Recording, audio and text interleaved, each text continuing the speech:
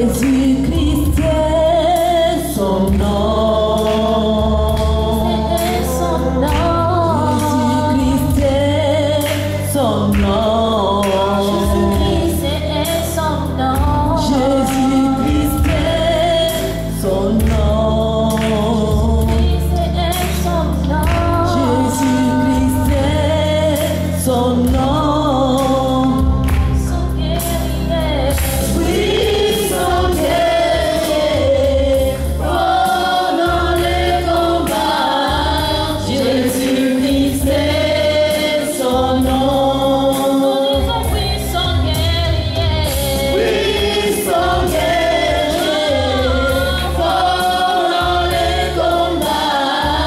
Jésus-Christ est son nom.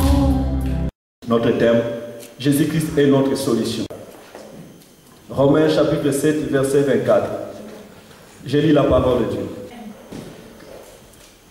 C'est l'apôtre Paul qui parle. Misérable que je suis, qui me délivrera du corps de cette mort?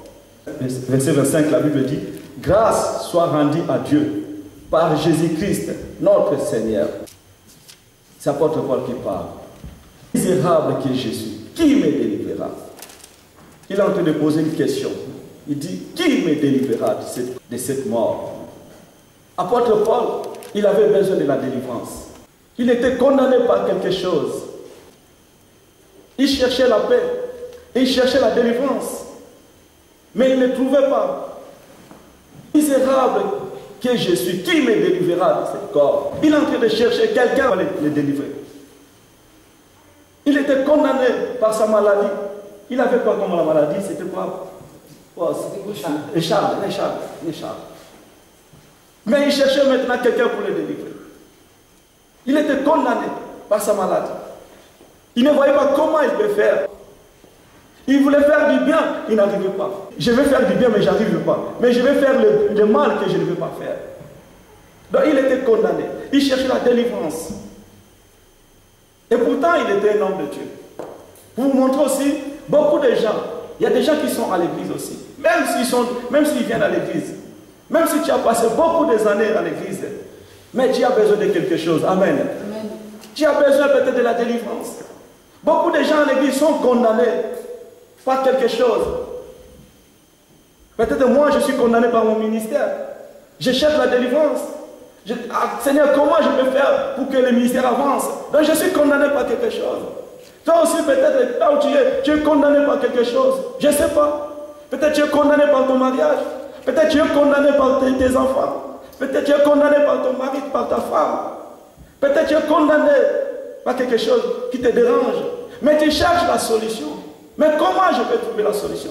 Qui peut m'aider? Comme apôtre Paul disait. Qui peut m'aider? Misérable que je suis. Qui peut me délivrer de ce problème, de cette maladie? Qui peut me délivrer? Je vais trouver la solution. Mais il ne trouvait pas la solution. Mais la Bible dit, grâce soit rendue à Dieu par Jésus-Christ. Voilà, il vient de trouver la solution. Amen. Amen. La solution est là maintenant. Mais grâce soit rendue à Dieu par Jésus-Christ. Donc Jésus-Christ était sa solution.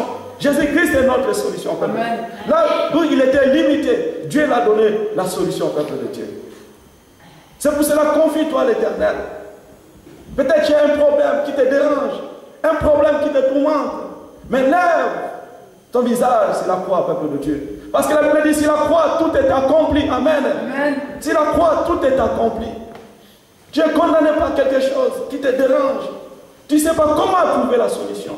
Tu ne sais pas comment faire pour avoir la solution. Mais fais comme David dit, je lève mes yeux vers les montagnes, d'où me viendra le secours.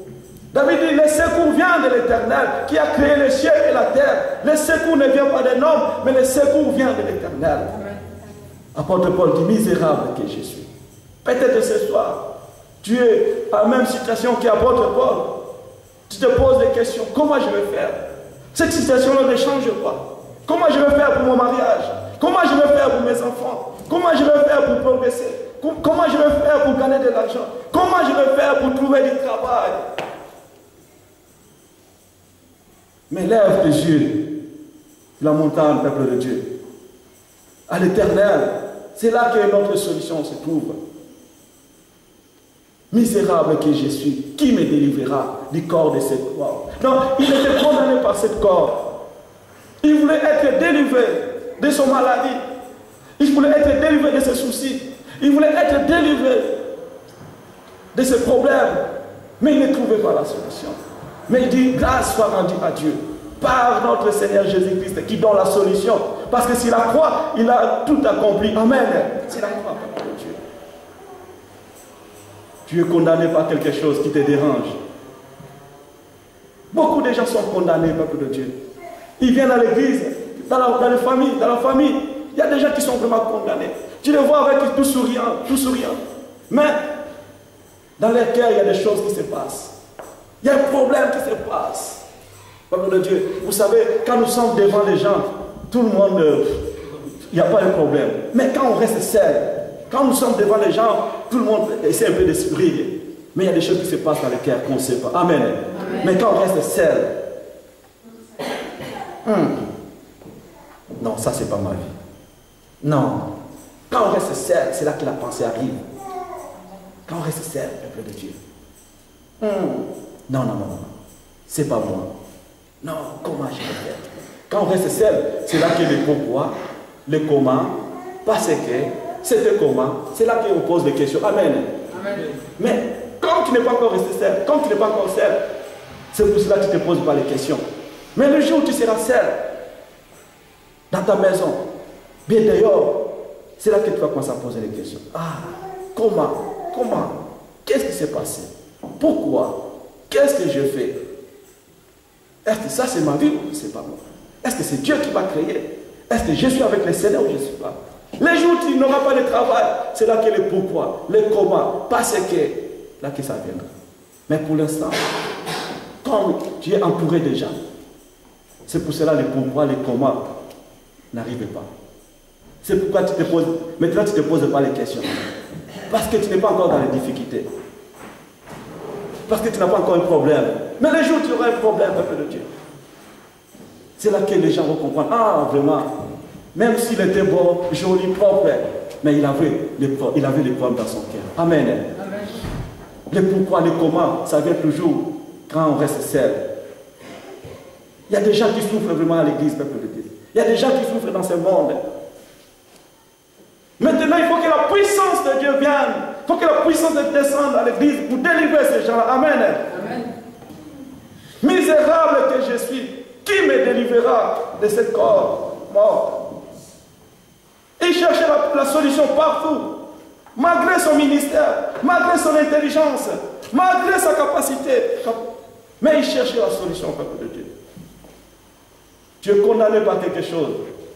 Où c'est que tu cherches la solution? Tu cherches la solution chez les voyants, chez les médecins, chez les docteurs. Sache qu'eux aussi sont limités. Eux aussi ils ont leurs problèmes. Parce que l'homme est limité, mais Dieu n'est pas limité. Amen. Apôtre Paul dit, grâce soit rendue à Dieu. Il a reconnu qu'il y a quelqu'un qui peut donner la solution. Il a reconnu qu'il y a quelqu'un qui peut donner la solution à mon problème, à ma maladie. Il y a quelqu'un, c'est Jésus-Christ, peuple de Dieu. Amen. Grâce soit rendue à Dieu. Il y a quelqu'un qui donne la solution. Ce n'est pas les voyants, ce n'est pas les psychologues, mais c'est Jésus-Christ. Amen. C'est Jésus qui donne la solution. Mets ta confiance à l'Éternel, peuple de Dieu. Et l'Église de Dieu, mettons notre confiance à Dieu. Ne regardez pas par-ci, par-là, mais regarde notre Seigneur Jésus-Christ. Ce qu'il a fait, s'il a croix. S'il a croix, il a fait des grandes choses. S'il a croix, il nous a délivrés. S'il a croix, il nous a réconciliés. Amen. S'il a croix, il a donné la solution à tous ceux qui cherchent la solution, peuple de Dieu. Oh, la Bible dit, il y avait un homme, il y avait une femme que Jésus-Christ avait donné la solution. Pendant longtemps, comme la Bible dit. Or, il y avait une femme atteinte d'une perte de sang. Depuis 12 ans. Depuis 12 ans. Quelle honte, quelle humiliation. Elle était condamnée, cette femme, par sa maladie, perte de sang. Elle était condamnée depuis 12 ans. Depuis 12 ans, elle était condamnée par cette maladie. Elle cherchait la solution. D'abord, elle était condamnée par les docteurs. Parce que la Bible dit qu'elle a dépensé beaucoup d'argent chez les médecins. Mais elle ne trouvait pas la solution. Elle avait dépensé beaucoup d'argent chez les médecins. D'abord, elle était condamnée par sa maladie. Deuxièmement, elle était condamnée par les docteurs. Donc, elle était condamnée. Elle ne trouvait pas la solution. Mais la Bible dit, elle parlait à elle-même. La Bible dit, ayant entendu parler de Jésus-Christ. Amen. Ayant entendu parler de Jésus-Christ. Elle vient dans la foule par derrière et toucha son vêtement.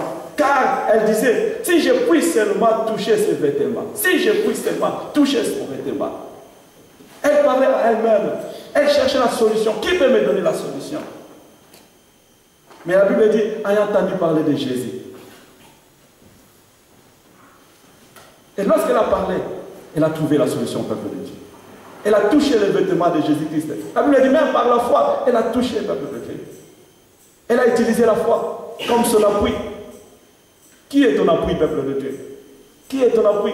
Ta mère, ton père, tes enfants, ta famille, ton mari. Qui est ton appui, peuple de Dieu? Mais la Bible dit, maudit soit celui qui se confie à l'homme. Amen.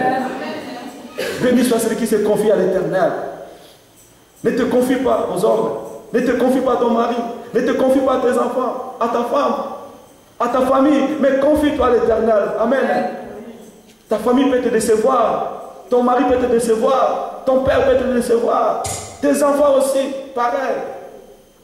Mais cette femme, la Bible dit, ayant entendu parler de Jésus, elle s'approcha et toucha le bord des vêtements de Jésus-Christ. Parce qu'elle était condamnée par quelque chose. Elle était condamnée par cette maladie.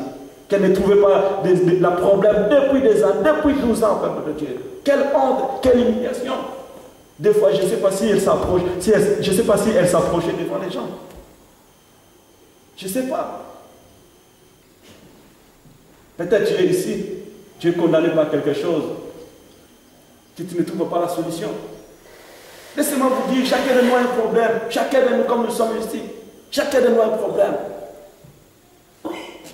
Mais ne te confie pas aux hommes. Confie-toi à l'Éternel. Peu importe ton problème, confie-toi. Je vais vous dire une histoire que je connais en Afrique. Il y avait une femme.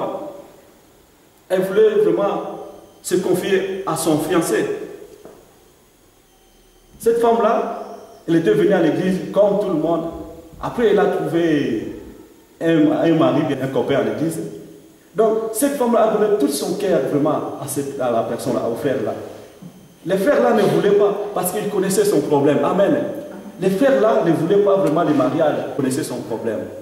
Les sœurs ont fait tout pour qu'elle soit mariée avec l'homme, avec la personne. Mais l'homme ne voulait pas.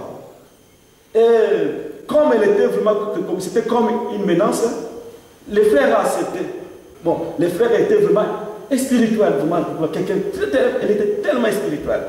Il ne voulait pas le mariage. Pour lui-même, quand il marche dans la vie, il ferme les yeux. Il ne veut pas voir les femmes, tout ça. Il ferme vraiment les yeux. Même dans le bus, il ferme vraiment les yeux. Il est tellement spirituel. Mais il savait ce qui se passe dans son cœur, peuple de Dieu. Il était à l'église pendant longtemps. Il a accepté le mariage. Et au jour du mariage, ils ont fait le mariage. Après, ils sont allés les noces à l'hôtel. Et à l'hôtel, on les a donné un lit, un grand lit. Bon, c'est au moment de dormir. Les frères dorment, mais il avait tourné les doigts à côté. Et la femme aussi à côté. Est-ce que vous me comprenez? Gloire à Dieu. Mais pour moi, ce n'est pas le cas. Moi, ma femme, elle dort ici. Depuis que nous sommes nés, depuis que nous sommes mariés, depuis 8 ans, elle dort toujours dans mes bras. Amen. C'est l'amour. Est-ce qu'on peut acclamer le Seigneur? Depuis 8 ans. 8 ans, elle dort toujours. Et les frères là, la femme à la nuit, comme vous connaissez, nous sommes les mariés, la femme tourne, la femme commence à bouger l'homme. Mais nous sommes déjà mariés. Pourquoi il n'y a rien qui se passe? La femme dit, et l'homme avait vraiment peur. Non, moi, je ne suis pas habitué de ces choses à vous. Vous comprenez ce que je veux dire? Oui. Gloire à Dieu. Moi, je ne suis pas habitué de dire, attends, ça viendra. Ah, gloire à Dieu, ils sont retournés à la maison. À la maison aussi, pareil. L'homme dort à côté, la femme dort à côté. Ah, 3 mois, 4 mois, 5 mois. Les pasteurs disent, ah mais non, ça c'est pas bon. Et non, la femme dit, non, il y a quelque chose qui ne va pas. Et le pasteur est parti. La femme est partie vite voir les pasteurs. Il dit au pasteur, pasteur, depuis que nous sommes mariés, il y a quelque chose qui ne va pas. Ma femme, mon mari ne m'a pas encore touché. Qu'est-ce qui se passe? Est-ce que tu peux parler avec mon mari? Le pasteur dit, d'accord, c'est pas grave, je vais m'occuper de ça. Le pasteur est allé voir l'homme. Il dit, mon frère, même si tu es spirituel, mais ça, le mariage, ce n'est pas quelque chose de spirituel. Amen. Même si tu es spirituel, le mariage, ce n'est pas quelque chose de spirituel. Donc tu peux toucher, vous êtes déjà marié, mais il ne faut pas avoir honte. Donc enlève un peu de spiritualité. Vous savez, le pasteur était vraiment cool, quoi, cool man. Il disait, enlève un peu de spiritualité. Ah, l'homme ne voyait pas comment expliquer son cas, quoi. Après, il dit, pasteur, je venais te donner la réponse. Et je venais te donner la réponse après. Ou un an après, l'homme ne touchait pas sa femme. Qu'est-ce qui se passe? La femme encore est retournée chez son pasteur. Mais pasteur, ça fait longtemps, un an, il n'y a pas d'enfant. Mon mari ne me touche pas vraiment. Faites tout pour que quelque chose passe. Parce que le corps est faible, l'esprit est disposé, donc c'est pas bon. Le pasteur était allé voir encore le frère. Mon frère, le mariage, ce n'est pas quelque chose de spiritualité. Donc, fais tout pour toucher ta femme. L'homme a ouvert le grand son cœur. Il me dit, pasteur, écoutez-moi, regardez-moi tous. Il me dit, l'homme dit au pasteur, pasteur, je suis hermaphrodite. Donc il a des sexes féminines et masculines. Vous comprenez? Et là, pouf, la foi, quand le pasteur a dit aux femmes, c'est fini. Qu'est-ce qu'on peut faire maintenant?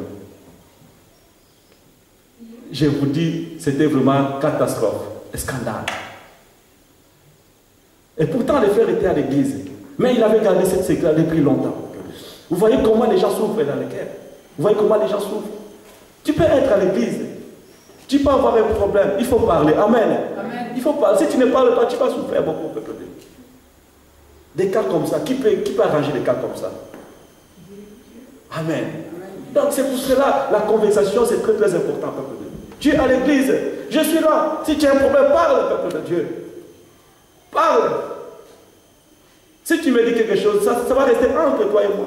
Ça va rester entre le pasteur et toi, peuple de Dieu. Mais cet homme-là souffrait toujours. Et le mariage était fini là. Vous comprenez? Était fini là. Ils sont séparés même. L'homme n'a pas touché son mari et sa femme. Donc cet homme-là, il était condamné dans son cœur. Malgré l'église, malgré la motivation, il faisait l'œuvre de Dieu, il travaillait pour le Seigneur. Il était tous les jours dans l'église. Mais il était condamné à lui-même. Peut-être ton cas aussi. Tu es condamné comme apôtre Paul. Il dit, misérable que je suis, qui me délivrera de ce corps mortel? Qui me délivrera? Mais il a trouvé la solution en Jésus-Christ, le peuple de Dieu. La solution, c'est en Jésus-Christ. C'est pour cela, ne te confie pas à l'homme. Moi, je peux te décevoir aussi, ta femme aussi, tes enfants. Mais Dieu ne le fera pas. Amen. Amen. Peuple de Dieu. Il y a des choses qui se passent dans les cœurs des gens. Il y a des choses qui se passent dans les foyers. Il y a des choses qui se passent vraiment dans les foyers. Mais nous devons nous confier à l'Éternel. Car c'est lui qui donne la paix. Car c'est lui qui donne la joie. Amen. Amen. Oh, confie-toi à l'Éternel. Ne te laisse pas condamner, comme apôtre Paul. Ne te laisse pas condamner comme cet homme-là, je viens de vous dire. Parle, si tu as un problème, parle, peuple de Dieu. Pour que ta vie spirituelle avance. Notre vie spirituelle n'avance pas parce que nous sommes condamnés à nous-mêmes. Mon esprit est condamné, ton corps est condamné. Tu as besoin de la délivrance, mais tu ne veux pas la délivrance. Tu as besoin de la délivrance, mais tu ne veux pas parler. Il y a des gens qui se confient au pasteur qui vient de loin. Mais moi, je ne peux pas me confier à un pasteur qui vient de loin. Moi, quand j'étais avec mon pasteur, je disais tout ce que j'ai pensé. Pasteur, j'ai un petit problème. Est-ce que tu peux m'aider? J'ai un petit souci spirituel. On peut prier ensemble. Mais vous, votre pasteur est là, vous vous confiez aux gens qui viennent de loin. Ça, c'est manque de maturité. Amen. Amen. Peuple de Dieu, tu es condamné par quelque chose. Mais ce soir, libère-toi. Par la prière, libère-toi. Tu as besoin de la délivrance. Tu as besoin de la délivrance. Parce que quelqu'un qui est condamné par quelque chose, il ne peut rien faire. Amen. Amen. Quelqu'un qui est condamné par quelque chose, il ne peut rien faire. Tu peux avancer, mais cette condamnation-là va te faire reculer. Amen. Tu avances, mais quand tu as un problème, tu vas toujours reculer. Je vais vous donner un autre exemple. Chez nous en Afrique, pour ceux qui viennent en Afrique, au jour de Noël, dans notre famille, on prenait un coq. Amen, un coq. Si en Noël et aux bonnes fêtes, on prenait un coq, on l'attachait ici. Parce qu'on va le manger. On va le manger au jour de Noël. On l'attachait ici, avec un grand fil. Donc les coqs, les matins vers 10h, on l'attache ici. Le coq va commencer à tourner là. Elle peut courir. Mais comme elle est retenue, elle ne peut rien faire. Elle ne peut pas avancer. Elle court. Après, elle va reculer. Il va encore reculer là où il était. Pourquoi? Parce qu'il est attaché. C'est pareil pour les gens qui sont condamnés. C'est pareil pour les gens qui sont maudits. Tu peux courir, tu peux avancer avec Dieu. Mais cette condamnation-là va t'empêcher encore de reculer, de retourner là où tu étais. Amen. Maintenant, il faut la délivrance. Comme l'apôtre Paul dit, misérable que je suis, qui me délivrera de cette corps mortel? C'est pareil aussi à l'église. Les gens qui sont à l'église. Aujourd'hui tu es fort, demain tu recules. Aujourd'hui tu es fort, on voit vraiment les fruits de l'esprit. Mais demain ça ne va pas. Pourquoi? Parce qu'il y a quelque chose qui te tient. Mais maintenant il faut la délivrance. Il faut mettre l'imposition des mains. Pour que les liens là, c'est les liens, peuple de Dieu. Pour que les liens tombent, pour que les chaînes tombent, il faut l'imposition des mains. Amen. C'est pour ça qu'il faut chercher ta délivrance, peuple de Dieu. Écoutez, la délivrance est très très importante. Tu peux être chrétien à l'église, mais tu as besoin de la délivrance aussi. Écoutez ce que Jésus qui se dit. Après avoir ressuscité Lazare, mais qu'est-ce qu'il dit? Détachez-le. Amen.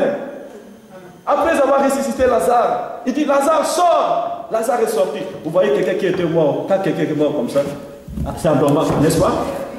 Voilà. Mais, je ne sais pas comment il était sorti. Quand il était sorti, personne ne l'a touché.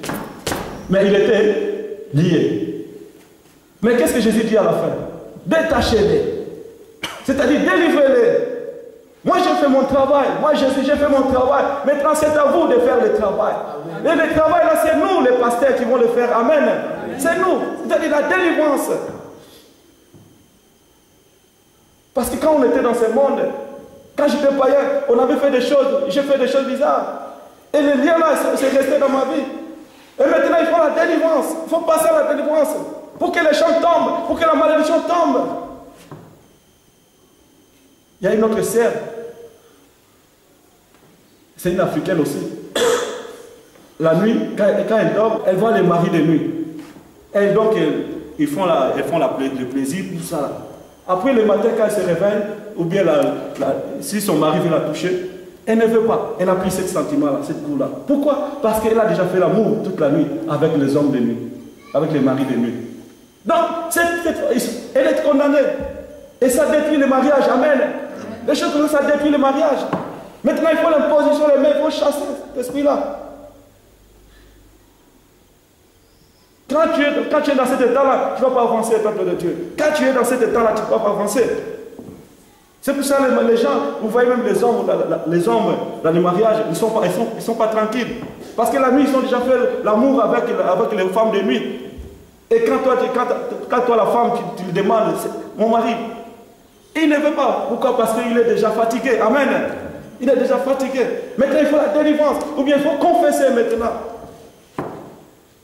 Vous voyez, peuple de Dieu, les stratégies du diable. Le diable commence à détruire les mariages. Le diable commence à détruire les couples, les enfants, les familles, les foyers. Tu as besoin de la délivrance. Parce que tu es condamné par quelque chose. Mais c'est Jésus qui donne la solution, qui peut te libérer. Amen. C'est pour cela, confie-toi à l'Éternel. Et tu dois chercher ta délivrance. Parce que tu en as besoin. Sinon, tu ne vas pas avancer. C'est pour ça que tu vois, il y a d'autres personnes. Ils ont l'esprit de gaspillage. Tu as 50 euros, 100 euros, 1000 euros. Donc, tu changes, juste tu achètes quelque chose, 5 euros, 10 euros, boum, l'argent commence à partir. Ça s'appelle l'esprit de gaspillage. Et quand tu as cet esprit-là, tu ne vas pas avancer. Amen. L'esprit de gaspillage. Tu as 1000 euros, tu fais la dépense de 100 euros et l'argent commence à partir. Donc, à toi, tu as un esprit d'acheter toujours les habits. Esprit de gaspillage. Donc, tout ce que tu vas voir, donc, il faut acheter. C'est l'esprit de gaspillage. C'est l'esprit malin. Ce n'est pas l'esprit des enfants de Dieu. Amen. Amen. Maintenant, il faut t'attacher. Il faut t'attacher avec Jésus.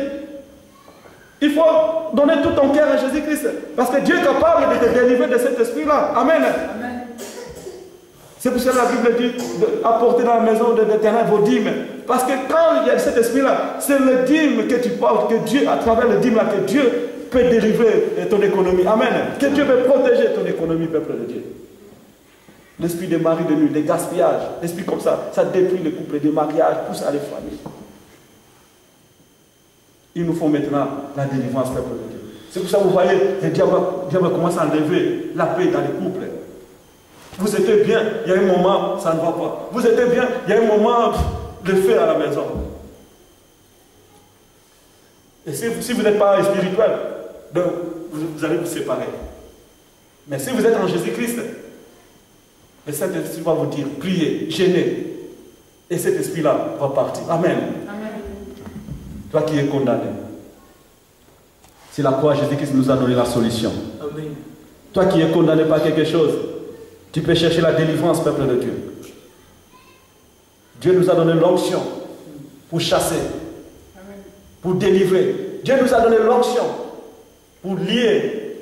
Je peux délier et je peux lier. C'est la terre et sous la terre et c'est la terre. Parce que Dieu nous a donné la clé. Amen. Amen. C'est moi qui ai la clé. C'est lui qui porte l'onction. J'ai la clé. De lier et de délier et de délier. Amen. J'ai la clé. Parce que je suis son serviteur. Parce qu'il m'a oint.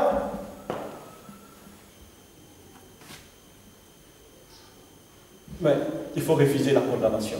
Ne te laisse pas, le diable la condamne. Amen. Jésus-Christ est son nom. Jésus-Christ est son nom. Jésus-Christ est son nom. Jésus-Christ est son nom. Jésus-Christ est son nom. Oui, son guerrier, pendant les combats. Jésus-Christ est son nom. Oui, son guerrier, pendant les combats. Jésus-Christ est